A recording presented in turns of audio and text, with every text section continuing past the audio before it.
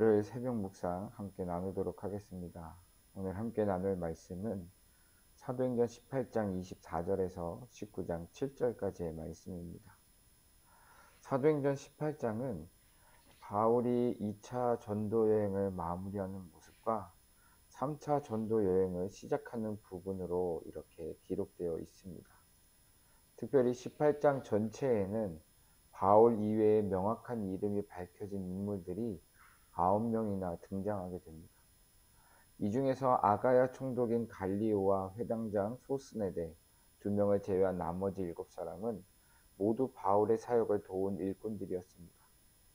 이처럼 바울의 주변에는 그를 방해하려는 대적들 못지않게 그를 위로해주면서 그에게 바울을 도와주는, 우호적으로 대해주는 동료들이 있었습니다. 이들이 바울에게 있어서는 큰 용기와 힘이 되어주는 사람들이었죠. 이러한 내용을 가지고 18장을 보게 되면 1절부터 11절까지는 고린도에서의 전도 사역이 기록되어져 있습니다. 그리고 12절에서 17절까지는 바울의 사역을 방해하는 유대인들의 핍박의 내용이 나옵니다. 또 18절부터 22절까지는 바울이 안디옥으로 돌아가는 내용이 기록되어져 있고요.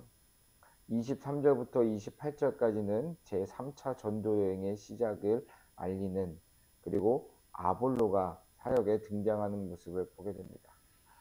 오늘 18장의 후반 부분과 19장 초반에 나오는 내용을 가지고 여러분들과 말씀을 나눠보려고 하는데, 고린도에서의 사역을 마지막으로 2차 전도 여행을 마치고 바울은 안디옥으로 돌아가게 됩니다.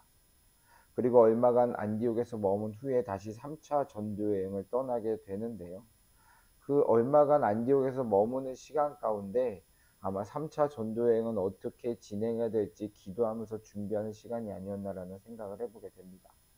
그런데 우리가 쭉 성경에 미리 나와 있는 것처럼 그 바울의 전도 여행의 방식을 보게 되면 1차, 2차, 3차 모두가 동일한 것을 보게 됩니다.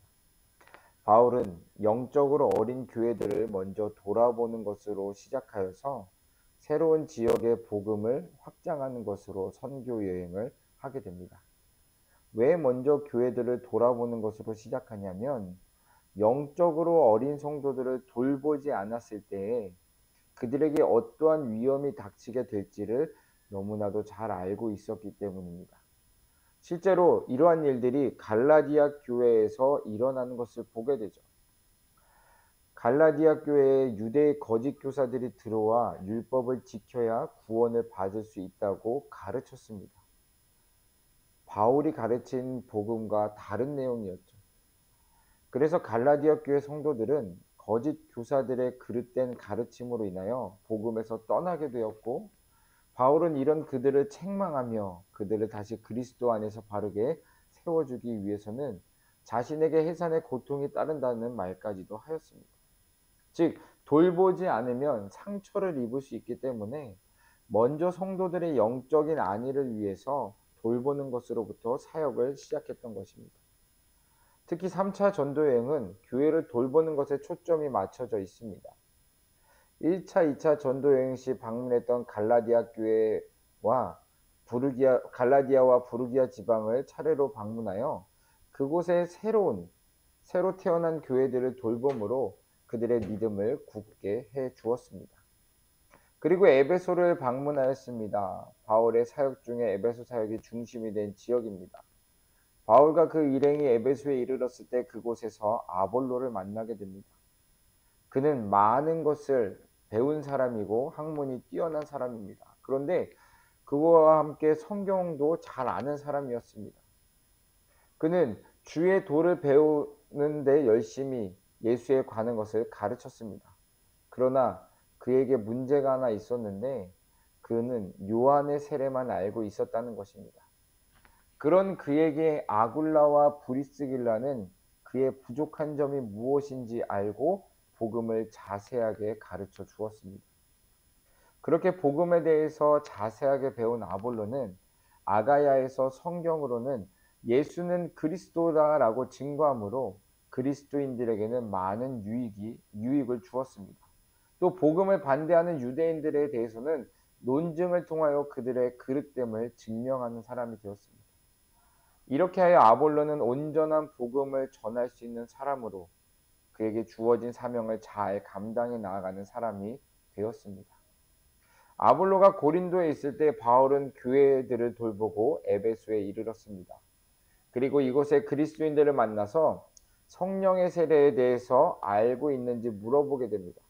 그러나 그들의 대답은 우리는 성령님이 계심도 듣지 못하였다라고 이야기합니다.